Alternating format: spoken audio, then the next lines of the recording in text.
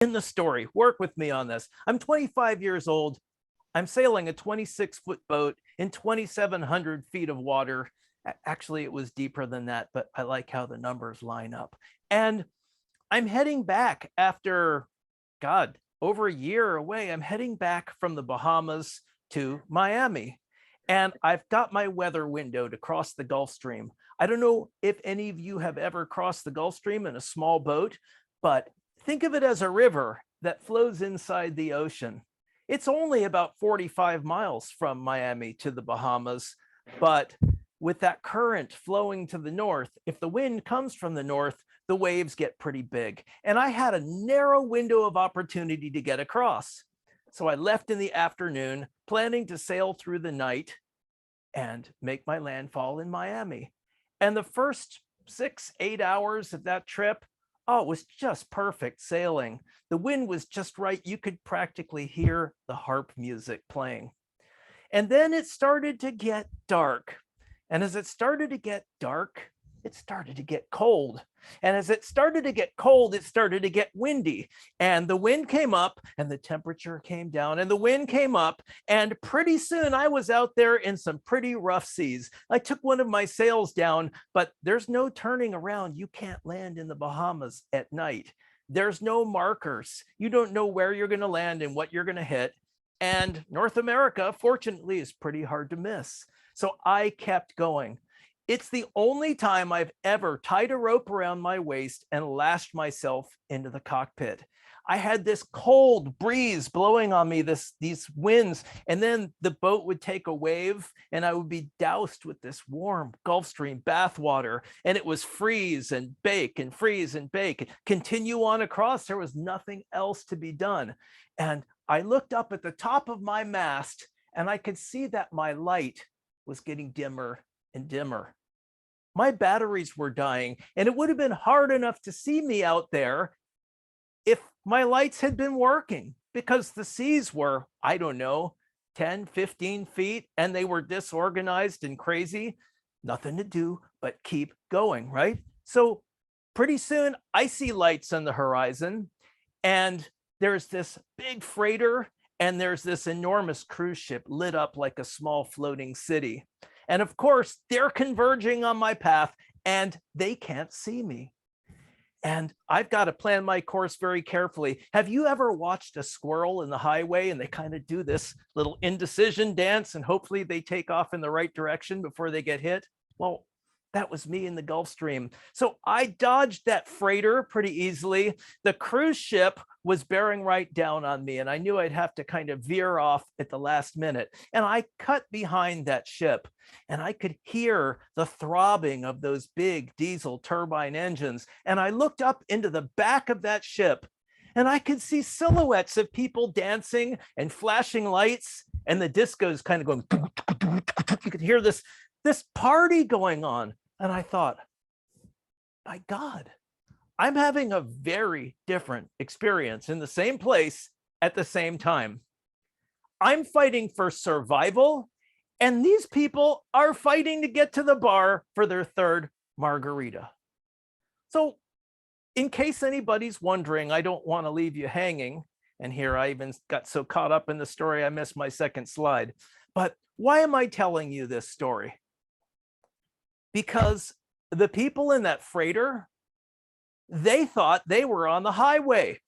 They're just moving stuff. They're working. I think I'm in the wilderness, and the people on that cruise ship are busy having a party. They don't know what's going on. But I'll tell you what, we all have to get the attention of those partying people and the big industries moving stuff around. They think the world is a highway. If we don't get their attention, well, you know what's going on. You're all climate reality people. I don't need to go into all of the conflicts that we need to deal with here. But one of the things we tend to do is we tend to look at the data. So let's jump in. Here's something from the EPA, and it talks about the different sectors. Well, agriculture is 10%, commercial and residential is 13%. Look at transportation, electric, and industry. Wow, those are the bad guys, right? Those are the people really creating all of the carbon. Now, if we use this data to form our conclusions, hey, we're only 13% of the problem. It's all of those other people who are to blame, right?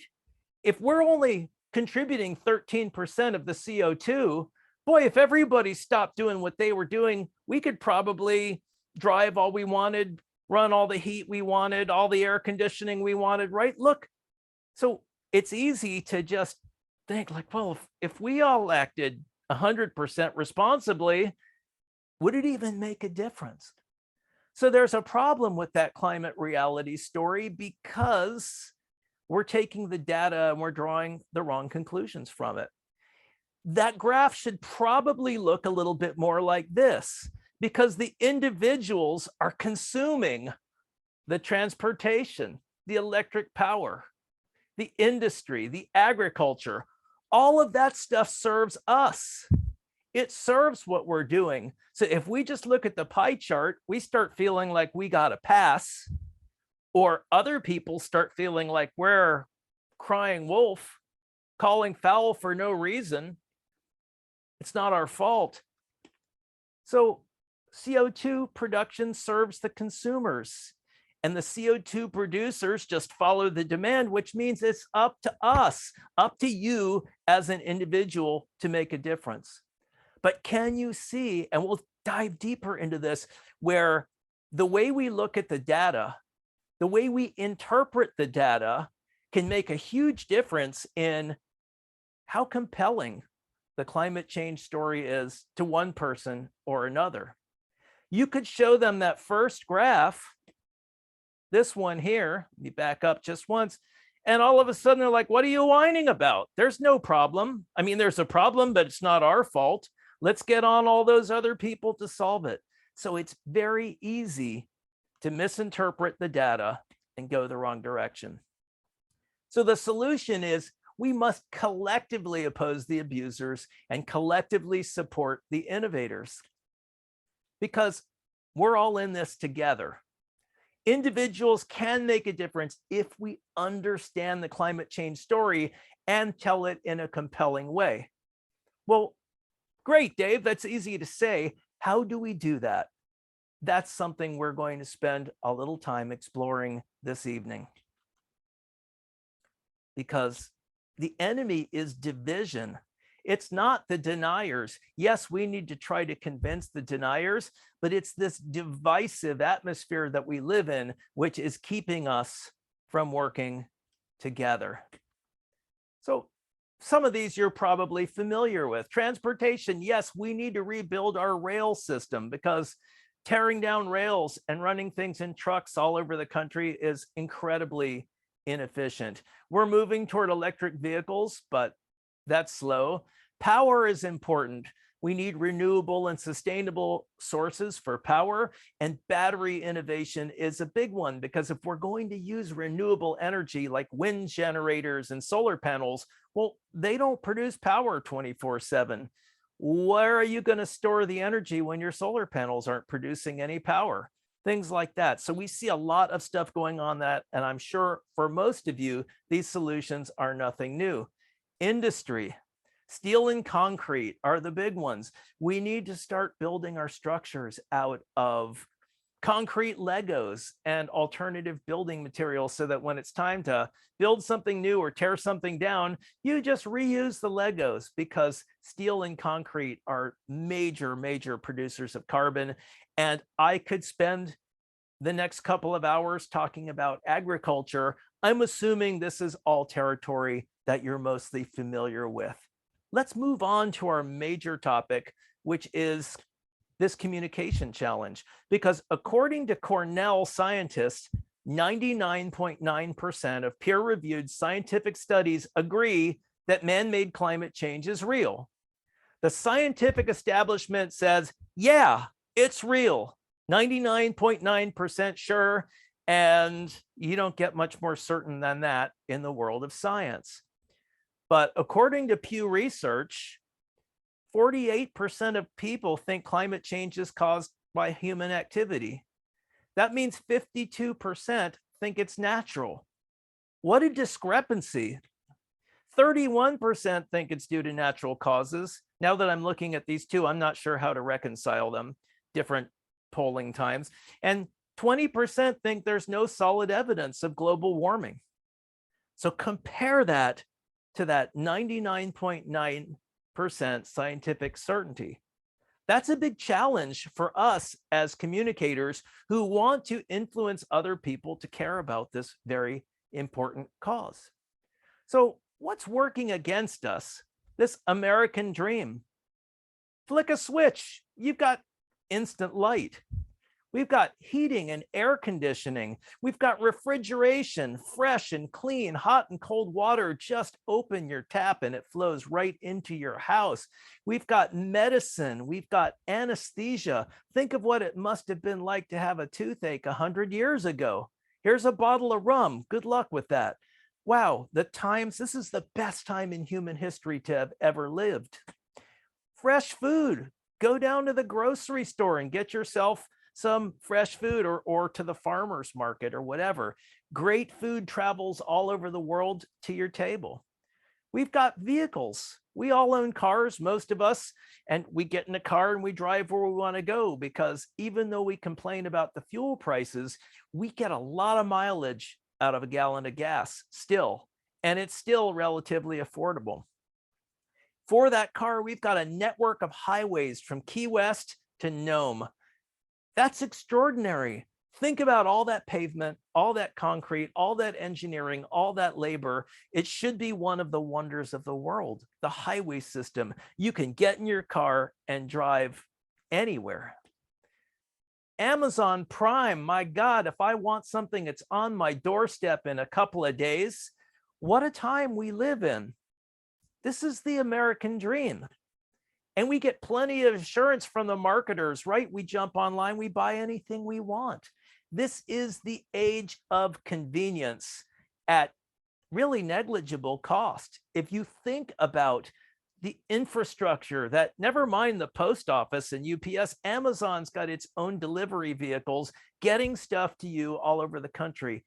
And we focus on the magic of stuff landing on our doorstep a day after we order it online. It's so convenient. Credit cards. You don't have to have the money today. As long as you can make a promise that you'll have it tomorrow, you can really multiply your standard of living. Urban lifestyles. Who needs stars at night? We've got the lights and the glitter and the dancing and the street lights, and we can see where we're going 24 hours a day. And we've got freedom of choice, right? We can go anywhere we want. We can do anything we want. Think about the way we live. Think about how rich this lifestyle really is. Even if you're austere or you cut back, compare your life to somebody in a third world country. There's no comparison. We've got it pretty good. And we want to wake them up from that. Can you understand where there might be a little bit of resistance to that? It's not logical resistance, it's emotional resistance. Because everybody's living pretty high on the hog. Do they want to give that up for something that's theoretical? We know it's not theoretical, but we can see why a lot of people choose to believe that climate change is theoretical or not even true. Because look at what is at stake. How can we convince them that the lifestyle we enjoy and the system that perpetuates it is not sustainable? Does anybody want to listen to that message? We have some challenges. Among these, yesterday was easy. Today was easy. This is the best and easiest time in human history to have ever lived. We all threaded the needle of history. And problems like the sea level rising in 20 years or something like that, it's easy to ignore a war in Ukraine or an earthquake in Haiti because we're still running around fat, dumb, and happy, driving our cars, flicking our light switches. So lots of incentive to not really pay attention. And look around, is anybody panicking? I don't see people running through the streets and stocking up on supplies. I don't see the panic. Maybe I have time. Maybe I don't need to worry. Think about what is going on in the minds of the people who are not yet willing to embrace what's happening. Because it's easy to write them off as a bunch of ignorant deniers or whatever label we put on them. But look at what they're invested in. Then there's that futility, like, well, this problem has gone so far. What difference can I make?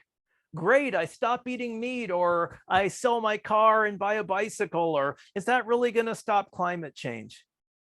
I think we all feel some of that futility at times. And of course, it's always easier to shoot the messenger than it is to read the message. Then there's the advertising and the political division, and that gets more media coverage than the climate crisis. Turn on the news, and whatever it is, the top headline, I bet you it isn't about climate crisis. The second one, the third one, no, it gets a little coverage, but news sells advertising and climate change doesn't. And climate change stories are not in advertisers' best interest. Advertisers support the media, and there we have it. It's not a media blackout, but this issue is not getting the attention it deserves, which makes us all sound that much more hysterical when we try to bring that to someone else's attention. And then we get greenwashing. Oh, here's a drum full of toxic waste, but I'm going to paint a leaf on it. Okay. We see this everywhere. The disinformation, the websites that actually tell people that climate change is a hoax, the news outlets that make fun of climate change activists and this whole movement. And then here's one that you never hear about, but the units are completely fusterclucked. If I ask you to visualize a ton of carbon in the atmosphere, the only thing I can visualize a ton of in the atmosphere is airplanes. A ton of gas in the atmosphere, it seems like an oxymoron, like a contradiction. So the scientists, who always mean well, they're not always great storytellers, and they're giving us, we're talking about how many tons of carbon in the atmosphere, and it's like, how do you measure a ton of carbon dioxide? What does that look like? Does it look like a hot air balloon? We'll talk about that, but it's very difficult to think about a ton of gases, and yet we're given these strange measurements to work with and communicate with. And then we tend to preach to the already converted. I hope there are some climate change deniers in the room, but I suspect that the people on this session are all people who are already in that choir. Hopefully I can offer you something valuable today that you can use, but I don't think I'm going to change a lot of opinions today about whether climate change is a real problem or not. Hopefully after this session, you'll be able to go out into the world and do some of that yourself. And environmentalism has been politicized by industry and big media. When did the end of the planet become a partisan issue? Well, there we go with the news and all of that stuff. So look at what we're dealing with. We have a lot of barriers, and the people we need to talk to, the people we need to convince, are very entrenched in one or more of these adverse forces that I just talked about. And their story is they watch the news, which is supported by advertisers. If the news prints the wrong news or publishes the wrong news, the advertisers back out. And people they trust tell them not to worry about climate change. Their reporters and talk show hosts are saying, come on, don't worry about this. Keep consuming, don't worry. And the people they trust are telling them not to trust you or me. So this division story is important. And they discuss the issues in their own bubble, their own community. Well, what about our story? Yeah, and of course, they have an easy answer, and we don't. Their answer is it's all a hoax, don't worry about it. Our answer involves any number of different kinds of scientific explanations and charts and graphs and interdependent systems and tipping points. And they can just say, I don't need that. It's just not real. They've got the one sentence answer and we don't. Well, what about our story? Well, we watch the news. We watch our news channels and they're supported by advertisers. The people we trust tell us to worry about climate change. And the people we trust tell us not to trust them, whoever them is. And we discuss issues in our own bubble and our own community, right? And they have an easy answer, but we don't. It's almost the exact same story. They are operating under the influences that tell them not to trust us. We're operating under the influences that tell us not to trust them. But we need to understand two important lessons from this. One is we're a lot more alike than it feels, than we're being told we are. Because I doubt there are too many climate change deniers who hate the planet. I don't think that polarization is helpful. And yet, we've been divided into parties and we've been divided into opposing camps, and it doesn't help. So I ask you, is telling the climate story really our challenge? Or maybe before we can do that, we have some other things to deal with. Once you convince someone that climate change is real, how can you empower them to help bring about substantive change? That's a tall order. Because if I convince somebody like, oh, Dave, you're right, I didn't realize, thanks for showing me that data. Now I feel like crap. What can I do? Well, we need to be able to empower people to act and make a difference. And that's difficult enough for us to do. So what actions can we really take? Well, here's one, and I don't want to mention too many names, but there are companies that are sponsoring disinformation.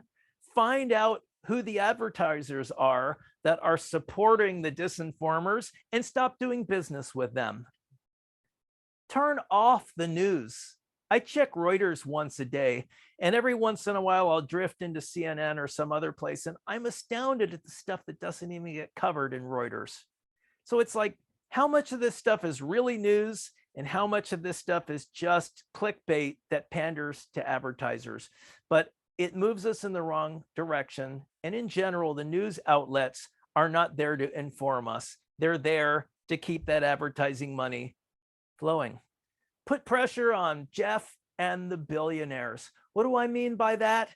If Jeff Bezos were to say, okay, anything on Amazon 2 years from now, no single-use plastic, the industry would be forced to respond. We get some of these people who are influencers. All they have to do is make a policy and they can make a ginormous difference.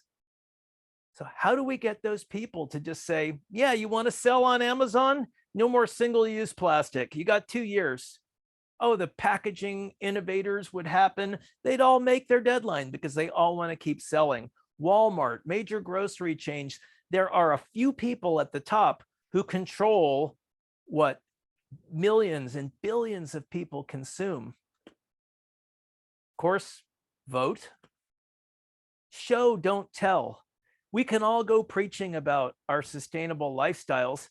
Can we just quietly do it in a way that people can see that we're living well with our sacrifices, that we're innovating, that we are saving money?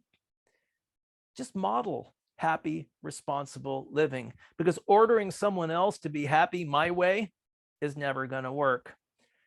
And this idea that green business is good business is so important. If you run a company, or whether it's a big one or a small one, are there things that you can do that model that sustainability? Are there things that you can do that just demonstrate that, yeah, you're thriving in this? This is not a horrible sacrifice. So let's look for a moment at how stories work. Now, this next slide, if you take nothing else away, think about this. The golden rule of storytelling is quite simple. Stories are always about people. Stories are always about people. If it's not about people, it's not a story. Now, if you're not talking about people, you're not telling stories. If you're not telling stories, you are not connecting, which is so important. And if you're not connecting, you're not selling.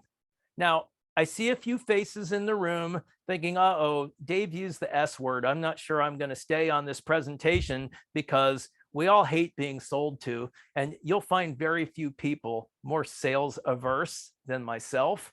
But let's abandon this traditional idea of selling, because we're all selling all the time. It's all we do. We're all selling all the time. In order to do that, we don't ask people to buy. We offer people value, and we offer them enough value so that they want to reciprocate. If you've ever asked someone on a date, you're selling. If you've ever asked for a raise or a promotion, you're selling. If you've ever tried to put a child to bed, you're selling. We're all selling all the time. And in order to do that effectively, and we need to sell this idea that climate change is real and that everybody needs to get involved with acting on it. That's our product.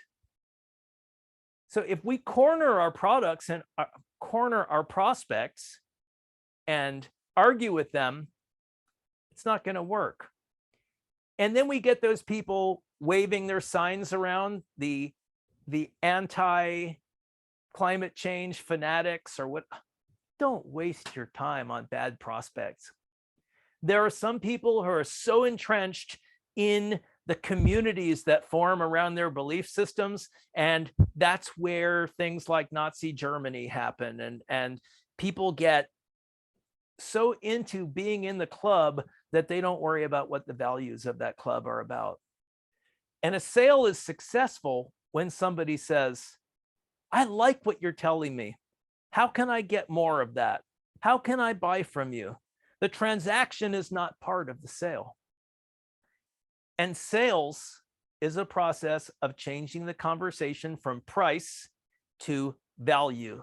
And that's going to figure very much into what we talk about shortly, because people are thinking about the costs of adapting to climate change. They're thinking about, what am I going to have to give up? Am I going to have to trade my car in on an EV? Am I going to have to put solar panels on my roof? Am I going to have to stop eating meat? Whatever it is, people are thinking about the costs. People are always thinking about the cost at the beginning of a sales conversation. And if we want to change that, we need to change the conversation from price to value. Because people buy with emotion and they justify with logic. And all of the facts and evidence are not persuasive because they're not about people. People don't care how many tons of carbon dioxide are in the atmosphere. That's just not one of their big concerns. So let's go deeper into stories. What is it that they actually care about? Because we talk so much about prices, processes, ingredients, data. We talk so much about stuff that isn't people. The people in any story, or the person, the main character, could be a person, could be an organization, and they are out on that little sailboat in the rocky, stormy seas of conflict. And they are trying to get to that safe port of transformation, just like me out in the Gulf Stream on that winter night, trying to get to port where it was calm. They're desperately trying to get to transformation. In order for that to happen, the transformation has to be authentic. It has to be about something they really care about. Now, how often has a friend come to you with a problem or a client, and not too far into the conversation, you're thinking, how am I going to tell them that what they're talking about isn't really their problem? Their real problem is this. And until you get to the authentic problem, you can't solve it. We'll talk about that authenticity. And of course, the final ingredient is magic, which is a powerful, invisible force, like wind. That sailboat needs to be able to move from point A to point B. And unless we burn fossil fuel, which would be really inappropriate for this presentation, we need to use some wind to move that sailboat. Now, your wind is your talent, your experience, your education, your team, your special equipment, or in this case, your knowledge of the issues surrounding climate change and your ability to communicate that to other people in a way that isn't off-putting to them. So we talked about authenticity. What are the authentic conflicts? Well, they have to do with food, love, shelter, sex, status, safety, family, community. These are the things we really care about.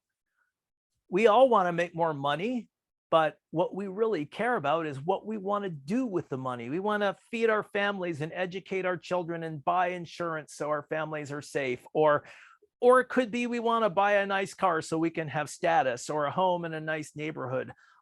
It boils down, and I'm sure there are others, but the authentic conflicts, the things that people care about, are all about people.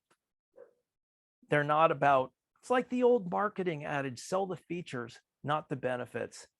I mean, excuse me, sell the benefits, not the features. I got that backwards. So these are all the benefits that people actually care about. And we need to bake this stuff into the arguments that we use. Meanwhile, transformation sells, but conflict does not sell. If we scare people, oh yeah, the water's going to be 6 feet over your front door in 20 years, shuts them down. Those insurance ads that show the burned houses and crashed cars didn't work. The cigarette ads that show the yellow teeth and yellow fingers and black lungs don't work. Conflict shuts people down. Preaching shuts people down. Have you ever had one of those people on your doorstep trying to tell you about all the truth that you hadn't figured out because you must have just been born yesterday? Well, preaching shuts people down. Telling people they're wrong shuts people down. People want outcomes. They want results. They want benefits. They want transformation. And the way they get to the transformation, they don't care about it. If your car's making a noise and you bring it to the mechanic and he says, oh, it looks like something's wrong with your max airflow sensor, like, that's great. Can you have it to me by this afternoon? I don't care what process you use to extract it from my vehicle and replace it. Just give me the best price because I need my car. We don't care about those processes. And yet, many of the arguments that you'll hear are all about processes and data. So conflict doesn't sell. We can't challenge, criticize, or judge people if we expect to motivate them to accept our point of view. We can't preach to them. We can't be condescending. And sometimes when somebody's really ignorant, it's hard not to roll our eyes and think, what rock have you been living under? We all feel that way when we meet certain people. But if we're going to get them to listen, we can't be condescending. And we want to encourage them to think and form their own opinions. Look, you don't have to agree with me. I'm giving you information and it makes sense to me. You think about it. You do some research on it. It's not about winning the argument, because how often in your life has anybody said, yeah, you convinced me, I'm an idiot, you're right, I'm wrong? You're almost never going to score that kind of victory. And if you're married, you know that. So tell people, let's look at the data. You go verify the sources. I'll tell you what I've heard. Be the voice of reason and respect at all times. Now, when people get upset, when they feel challenged, they start to talk higher and they start to talk faster and they start to talk louder. We've seen this. So when we talk with them, we want to speak slowly and deliberately. with resonance. If we control the tone of the conversation, they're going to be less likely to escalate it into conflict. We don't get excited, frustrated, passionate, or angry, no matter how we might feel. Keep that mellow, simple, powerful, but not pushy tone. It makes a huge difference. And they're going to ask you questions possibly about things you don't know. Say, it's a great question. Make sure I have your email address. I'm going to do some research on that because I'd like to get you some answers. And then if you see people starting to get squirmy in a conversation, hey, how are we doing? You want to keep going? Go ahead and give them an out, because if you back them in a corner, they're gone. They're going to become more entrenched. Remember, and this is about understanding their story, you are asking them to break from a belief system that's held by their family and friends. If they listen to you and they side with you and they say, yeah, maybe this is something I need to worry about, they may become a pariah in their family, their community, their church, who knows what.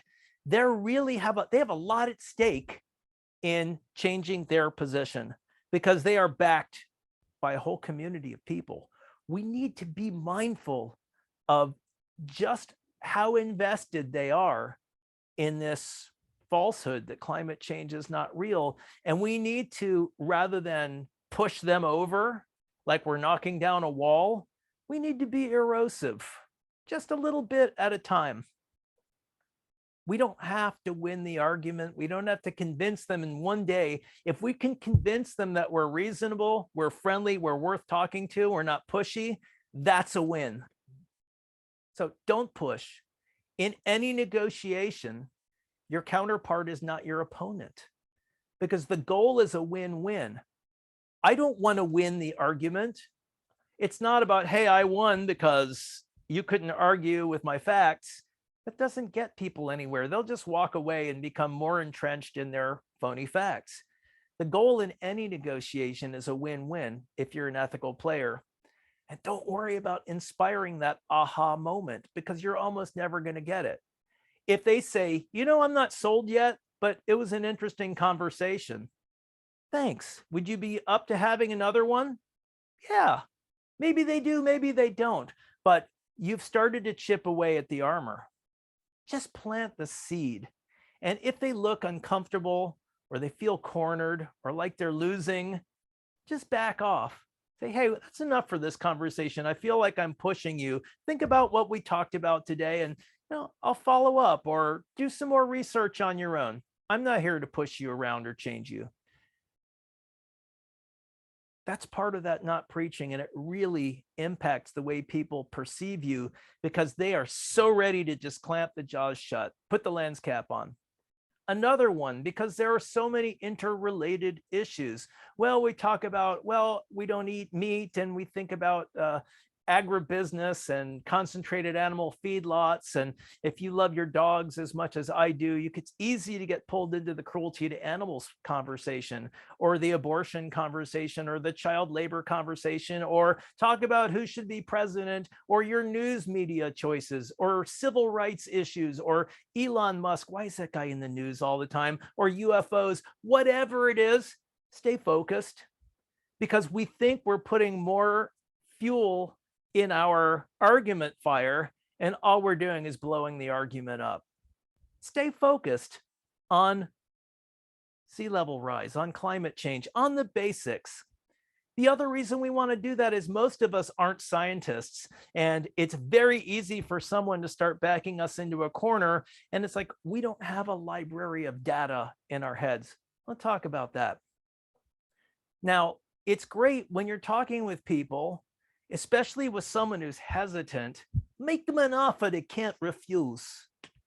And what I mean is ask them a question, kick some ass. So if I offered an alternative, would you be willing to consider it? What are they going to say? No? Okay, well, I guess that's the end of this conversation. Would you be open to evaluating some information? I'll give you some information. You think about it. Can we put aside our differences and be objective? Are you willing to share what you understand about climate change? Get them talking. Position yourself as a caring listener and ask questions that they're unlikely to say no to, because essentially they're going to be admitting that they're unreasonable and not willing to talk to you. And if they say, no, I'm not open to an alternative, it's like, fine, go with God, but go. Don't waste your energy.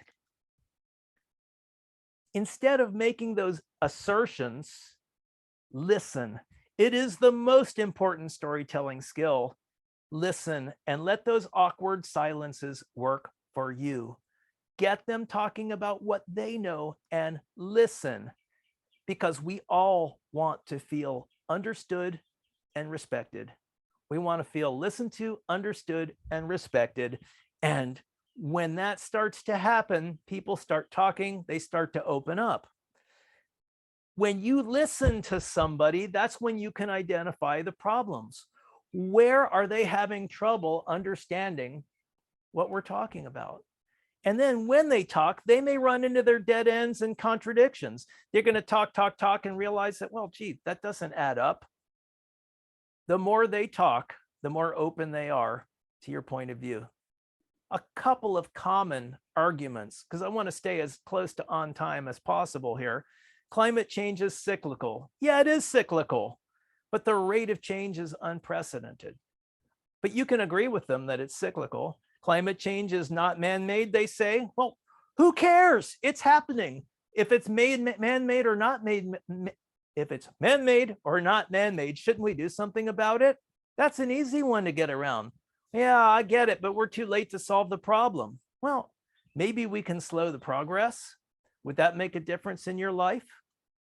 Or scientists will find a solution. This is one of my favorites. And it's like, well, maybe we should trust them when they point out the problem instead of ignoring them when they point out the problem and then depending on them to find a solution. Well, I don't like a lot of data, but an image is worth 1,000 words. You can find a graph like this almost anywhere on the internet. Here's the past 800,000 years. And yes, climate change is cyclical. You can, not climate change, carbon dioxide levels are cyclical. You can see it, and look what's happening in recent years. There it is. A picture is worth 1,000 words. So many discussion points right there. Just let them look at it. Keep it on your phone, download it. So a few engaging message ideas. Green business is good business. Talking about if we rebuild our railroads, we can take all those coal workers and give them something to do. Aquatic preserves mean better fishing. If you like to go fishing, that's great. Better fishing and more food for everybody, right? Encourage experiences with nature. I remember teaching a class and asking my students, how many of you have spent a night under the stars? I think 2 people had ever slept under the stars. It's really hard to relate to anything going on with the climate if you've never seen it. We talk about tipping points and this idea that, well, we haven't reached those tipping points, which is why we don't see a lot of the problems yet. So acknowledge the lack of visibility. Yeah, I get it. You're not seeing the water around your front door yet, but water keeps piling up until the dam bursts, and then there's a flash flood. The banks wrote bad mortgages, and thousands of people knew and took no action until the market imploded. We saw that happen not long ago, right? There was a tipping point. The old straw that broke the camel's back. These are simple metaphors, simple stories that help tell the story about what people are seeing and what they're not seeing. Now, scientists have identified 9 climate tipping points, and we're close to all of them. Okay, let's assume 8 of them are mistaken, but that the data is only 9% accurate. Is it still worth examining the possible effects on you and your family? That sort of moves the statistical needle. Again, it's data, but it's an emotional play on the data. And of course, the effects on you and your family are what's happening there to make that compelling. Now, scientists give us tons of jargon. Now, here are those 9 tipping points: the Greenland ice sheet, West Antarctic ice sheet, Labrador, Irminger seas. I'm not even going to read them out because there's no way you're going to remember all of these tipping points. It's just not going to happen. And they're named in such a way that if you wanted to try to memorize them, it'd be like memorizing a speech. Yeah, the East Antarctica ice sheet. So we have to do a little work to break some of these things down. I've color coded them. Everything in blue is ice. So we've really got it down to 4 categories. Here they are. There's ice, there's ocean currents, there's rainforest, and there's permafrost. There are 4 essential tipping points in 9 different places. So if we want to talk about the data, the scientists are not going to de-jargonize it for us. And again, how you visualize, here's a pound of carbon. It's about a 3-inch high stack of business cards worth of dry ice. That's a pound. How do you visualize 2,000 pounds, a ton?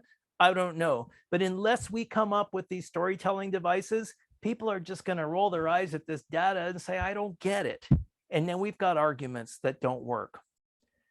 We have to depoliticize this conversation because politics and the problems are powered by division. And we're all victims of this. If we don't get back to indivisible, we're never going to have liberty and justice for all. So as much as it's easy to go, oh, those Republicans, oh, those Democrats, what are they going to look? It's so politicized. We've got to get beyond this. This is not a partisan issue, and people are going to try to make it that way. We have to talk to the other team. We have to invite the dissenters to the table because otherwise we're having a conversation in our own Facebook bubble. Ask people, are you open-minded? People aren't going to say no, but when they declare that they are, you can hold them to it, and you have to be open-minded too. Ask them, are you willing to share your point of view? Because if they share it, we're listening. We can evaluate it. And then, would it be so terrible if one of us changed the other's mind? That's demonstrating open-mindedness on your part. That's a good setup for a conversation. It's a lot better than you're wrong and I'm going to prove it. I'm going to send you out of here with your tail between your legs. Not productive.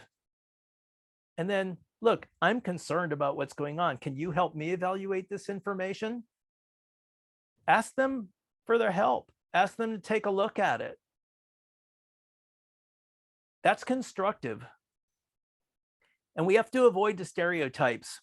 And in the next iteration of this slide, I will avoid too many puns, but I couldn't resist. But a lot of the people you're talking to have been trained to label you as a liberal activist. And that's the political equivalent of a racial slur. They're going to write you off because you're one of those people. So we can label that objection. Yeah, I know you probably think I'm one of those tree huggers, right? Just roll with me here. When you label an objection in a discussion, very often you diffuse the intensity of it.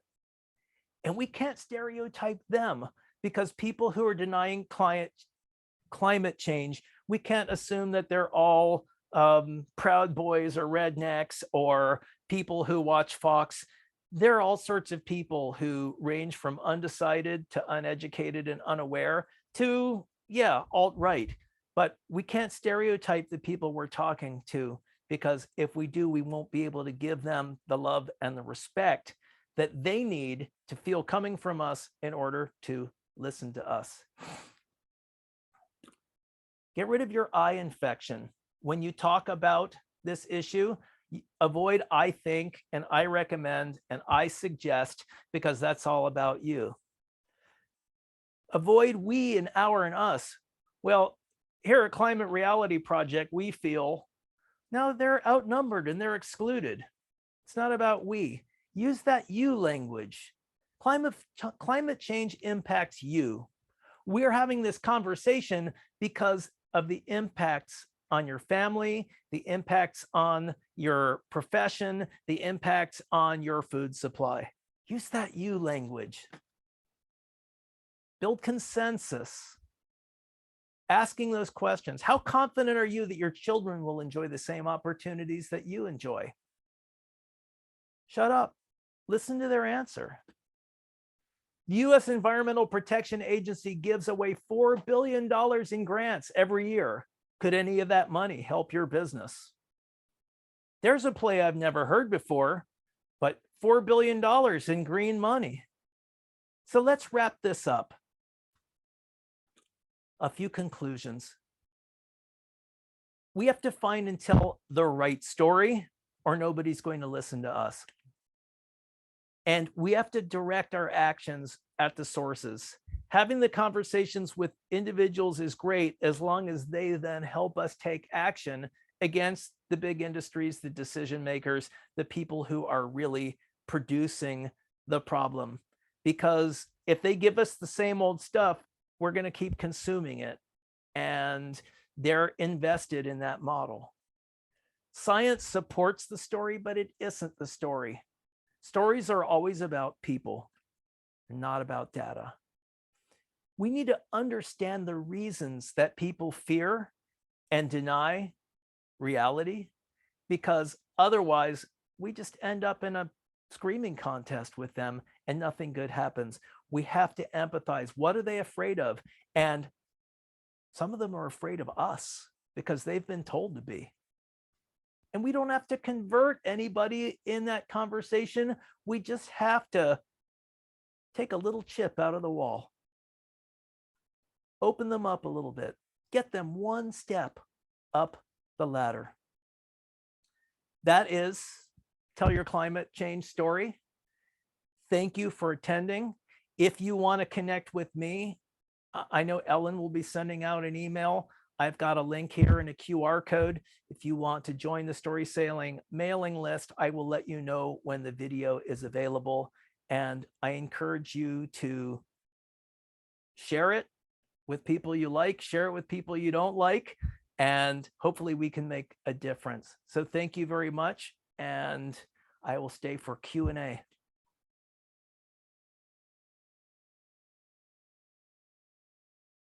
Dave, that was amazing. I invite anyone with questions or comments to put those in the Q&A, and Danny will spotlight you and you can ask your question or make your comment directly to Dave. And while you're thinking of what you would like to ask, I would like to highlight what I took away, Dave. I thought I'm pretty good at doing presentations and knowing how to communicate. And I've taken away a couple of things that I'm really going to use. One of them is your 1 pound of carbon. Thank you. I myself have never really kind of figured out what that looks like, or so that was really tangible. We take that for granted, don't we? A ton of carbon. What's that? We use it all the time, right? This is great. Okay, so that's a takeaway for me. I'd also invite folks to put in the Q&A your takeaway. The other one I'm taking away is how you boiled down the tipping points. Thank you. That's easy. And so that was helpful to me. And your kick ask slide, I like that one very much. How to get past that. And I don't know if you're familiar with Braver Angels, but for folks who really want to tackle this polarization issue, that is an organization that is specifically designed to bring red and blue folks together in conversation.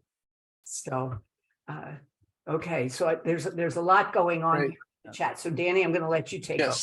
Yeah. Thank you, Ellen. All right, so I do have one question in the chat that I want to get to first before we turn to the Q&A, where we've got another question. The question comes from Kathleen Pagan. So let me go ahead and see if I can. For some reason, I can't spell like Kathleen, but let me read her question out. Okay, Kathleen's our chairperson. She's our cheerleader and chairperson, so. Great. So Kathleen says, and there's multiple parts to this. I read news online that the new climate-focused bank in St. Petersburg may leave the state because of state restrictions on environmental and DEI social policy. How can we confront, the question is, how can we confront a political leader that incites conflict? And after she posted that question, Corinne actually joined in to say that the bank is actually not going to be departing the state, at least not yet. But I think her question still stands and is an important one. How can we confront a political leader that incites conflict? Well, the obvious and kind of disappointing solution is we can certainly vote. I think we have plenty of incentive to do that. but we also, I think it comes to these conversations. I think it also, I mean, look what's going on with Disney. And Disney's saying, okay, we were going to build a $2 billion facility that would have meant 2,000 jobs, and you're messing with us. So we're going to build it somewhere else. Thank you. And I think that the policies here in the state of Florida don't just affect helpless individuals. And I think we're going to see more of that. And if we also vote with our pocketbooks, if we don't support companies that advertise with the disinformers and things like that. But do I have this great magic solution like, oh, we just have to do this or that? I'd be deceiving myself and you. So I wish I had a better answer to that. I think it's a composition of a lot of different factors. Great. Thank you, Dave. All right. So in the Q&A, we've got not necessarily a question, I guess, but a suggestion from Douglas Blackwell. Douglas, I'm going to spotlight you. If you'd like to unmute yourself and go ahead and ask your question. Hi, Douglas. Let me actually unmute you as I see. Your microphone's still mutated. There you go. Okay, well, what I was referring to, when you were saying something about carbon, like when we all hear about generators, operate generators outside. If you have them inside, then it causes, harm to human beings, often deadly. So this same carbon that you said don't have it inside, it goes outside. Now, this same carbon also comes from automobiles. Now, you multiply that times all the automobiles that you see here in this country and around the world, you multiply that times the factory. Isn't that a lot of carbon that's going into the air that we all are breathing? Yeah, although not most of it's not carbon monoxide, most of it's carbon dioxide. And at least in the exhaust systems of cars, you've got a catalytic converter that converts a lot of the carbon monoxide, which is poisonous, to the carbon dioxide, which is worse for the atmosphere. And that's the best I can do with the science. But that's why we're not all collapsing on the street from carbon monoxide poisoning. And there are people with a better scientific background who could probably give you a more detailed answer, but that's the best I can do trying to sound smart in a short time. Thank you for the question. Okay, thank you. I appreciate it. You're muted, Danny. Oh, I'm muted. Sorry. Thank you, Douglas. So I'm going to turn back to the chat. Dave, we've got a couple questions in here. Let's see. So we've got a question from Teresa Casal. She says, what do you think about the student in Montana and their climate trial? Not sure exactly what that case is. And let me add Teresa to the spotlight. Hey, Teresa, go ahead and unmute yourself.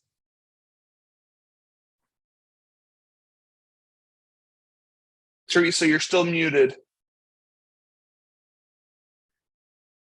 Try your space bar, Teresa.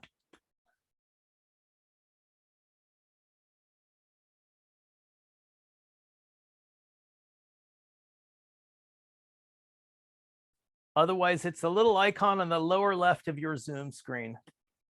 There you go. Oh, well, we can't hear you, but you're unmuted. You're unmuted, but your mic's not working. But, well, oh, you don't have audio? Okay, well, what you can do, Teresa, is go ahead and type in maybe more context. So the student in the chat, and unless Dave, you know what she's referring to? I'm not familiar with the case, but if you want to connect about it, you've got my information here, storysailing.com.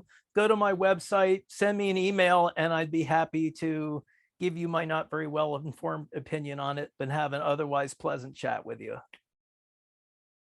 Great, thank you. All right, Dave, do we have time for some more questions? That's all up to you. I know we're a little over time. We started a few minutes late. I will stay as long as I can answer questions and be of value. Okay, great. We've got another person. We've got Carol Lindsay with a question. She says, what do you say to a person who says, why should I try to be environmentally careful in the US when other countries aren't, and we depend on them to decrease our carbon imprint? And let me see if I can find Carol here. Carol Lindsay. I think the logic of that is fallacious. Like, why? It's sort of like, why shouldn't I break the law because so many people in other places are breaking the law?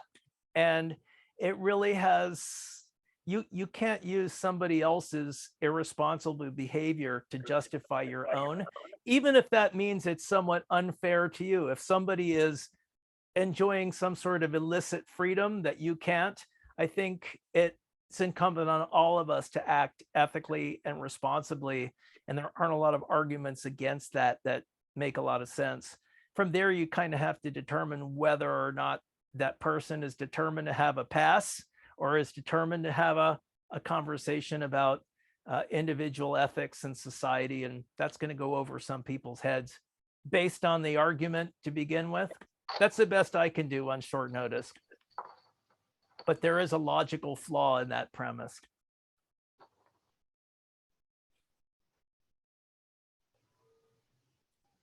Danny, could I jump in and add to the answer, today's answer?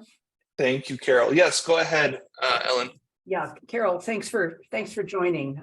Your physicians group is really quite an amazing climate action group, and I'm really glad you were here. I like Al Gore's answer to that, which is, as the US goes, the world will follow. And so the argument that other people are not doing the right thing, as long as we're talking from our United States position, makes a lot of sense to me, because we have taken leadership in other ways. Thank you. Dan, back to you. Great. Thanks, Ellen. All right. We've got a question, let's see, from Susan Hartman. Or actually, sorry, Susan, I'll get to you right after. We got a question from Patty Duncan. Patty says, state local regulations prevent good environmental decisions. How do we combat that without being controversial? Let me find Patty. Patty, I don't see you. Maybe she exited the... Possible. I'm I think here. it comes, I'm here. Oh, you're there? Okay, Patty, I'm sorry. I can't find you in the... Oh, there you are. All right, let me spotlight you. Sorry. No, you're okay. I love the way you frame the question. And I'd say, look, you can be controversial. I mean, controversy gets coverage, right? Controversy can be mischievous. Controversy can be fun. It's the attitude of that controversy. If you're just out there with a torch and a pitchfork ranting and raving, well, that's kind of old school and it's not very controversial. What can you do to draw attention to yourself as the voice of reason? That's going to require some thinking, some talking, some creativity that goes beyond the scope of this simple question and answer. But I would say be controversial, but be the kind of controversy that people can embrace. Great. Thank you, Dave. Thanks, Patty, for your question. These are tough questions. Thank you. Okay. So this following question might be a follow-up one, as Susan Hartman is asking for any resources for elementary age children or recommendations on approach. Ellen, you may have something for Susan, Ellen's right? a better person to answer that one. Well, Yeah. I'm loving, gosh, who submitted the site? I'm looking at my other screen. This is what we did. It's in the chat. Who submitted that? Susan Hartman. No, not the question. Yeah, it looks like a great website. This is what we did. And let me put it back in the, here, hang on a second, let me put that in chat. Ellen, I think you could probably put that one in chat because I'm not really qualified to answer that There you one. go. Yeah. All right. Okay. I'll try to answer any and all questions as long as they're not too tough.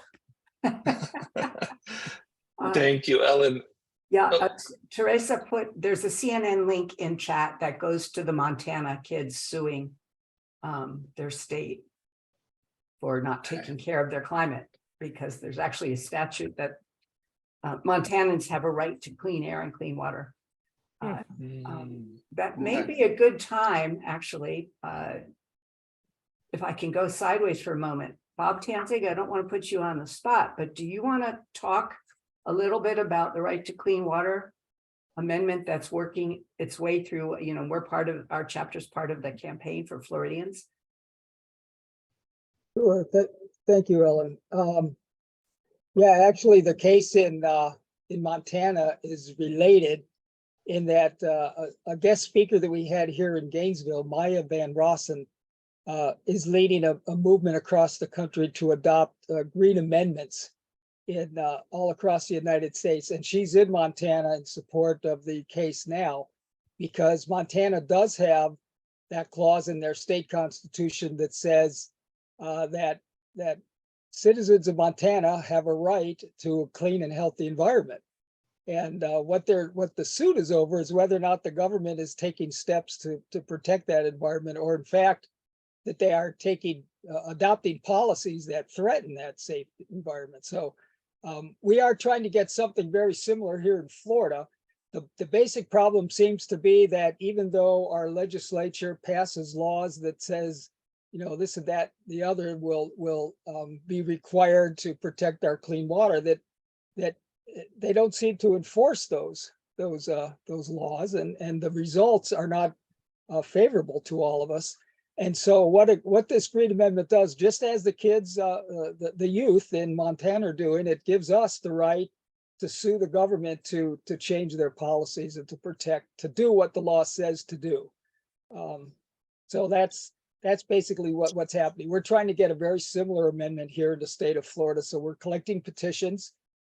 If you ask anybody, or if you Google write the clean and healthy waters in Florida, you'll probably find the site. And if you're here in Gainesville or anywhere in the state of Florida, I guess you should be able to connect with some people who are trying to collect petitions to get that on the ballot in 2024.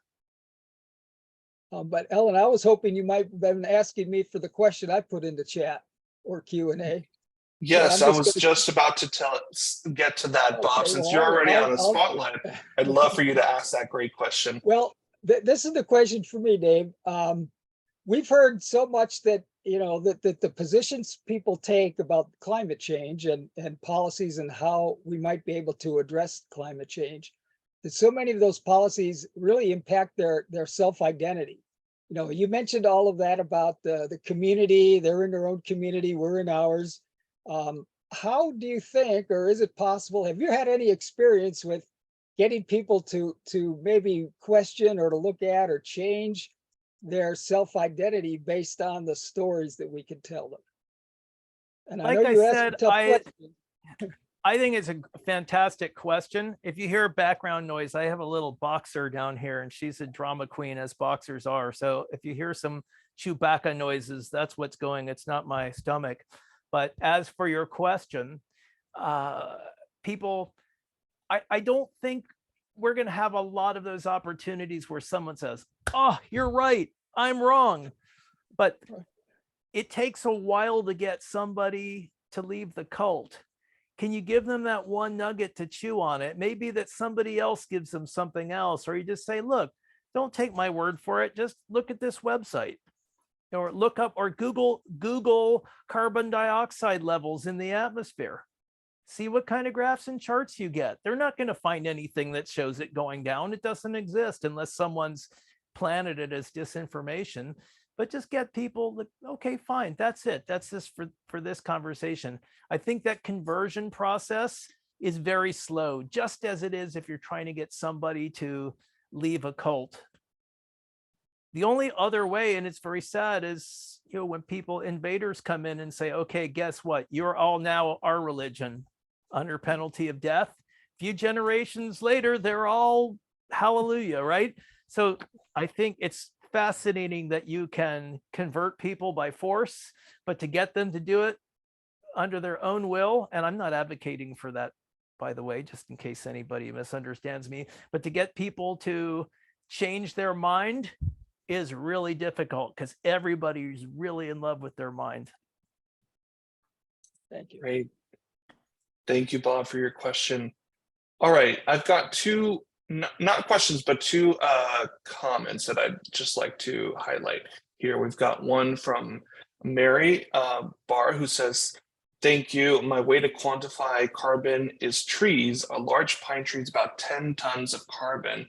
A giant live oak in Gainesville is also about 10 tons of carbon." That's Then great. yeah, and then we've got another comment here from Gary Robbins, who says, "There are some basic values that it would be good to engage in discussion, like compassion, empathy, dignity, and kindness as foundational for the outcomes we are concerned with." And I agree. If I didn't use those words, I certainly tried to allude to them.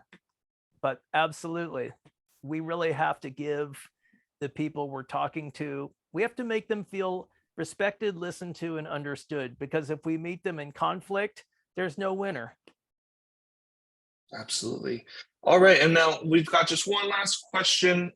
It's regarding a book. I'm not sure if you've heard of it, Dave, but Catherine Sutherland, she says, "Any comments on The Light Pirate as a book to get people to wake up?" Let's see where Catherine is. I'd be interested in checking it out, but I have not read it to comment on it. So I apologize there if I'm coming up short as someone who could be perhaps more invested in the literature of what we're doing.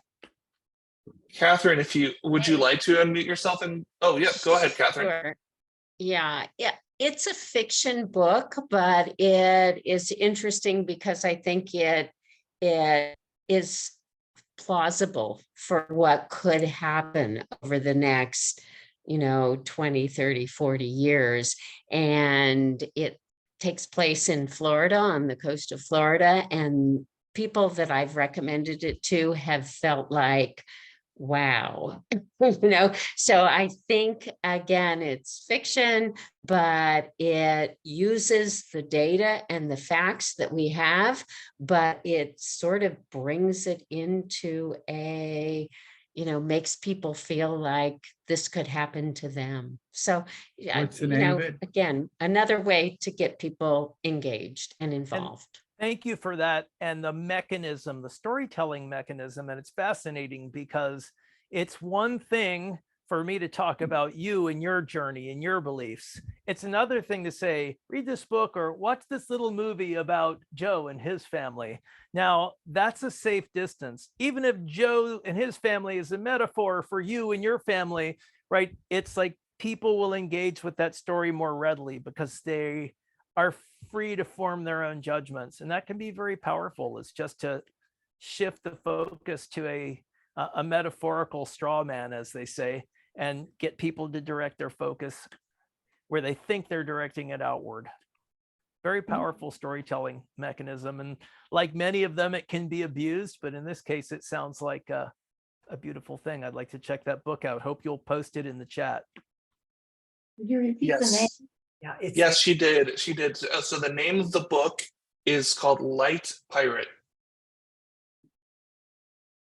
Thank you so much, Catherine, for your suggestion. So we're going to try to wrap this up now pretty soon. I do see, Gary, that you have your hand up, so I'll give you a chance to unmute yourself. And let me add you to the spotlight. Go ahead, Gary.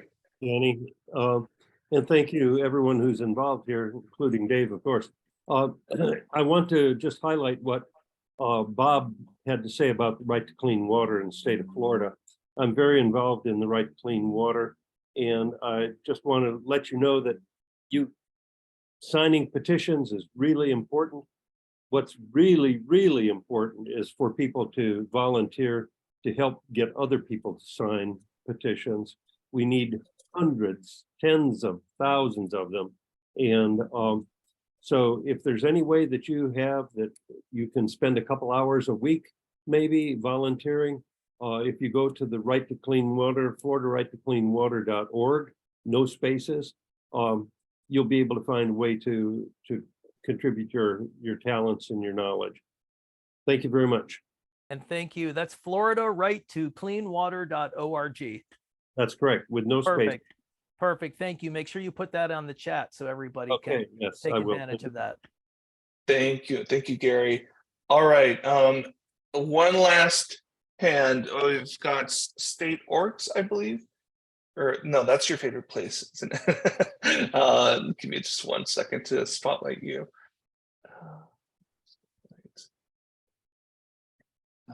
Add spotlight. All right, go ahead. What is your name?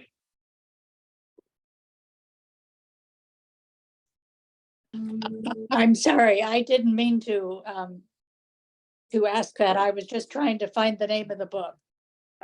Oh, okay. Okay. It's called The Light Pirate, Yes.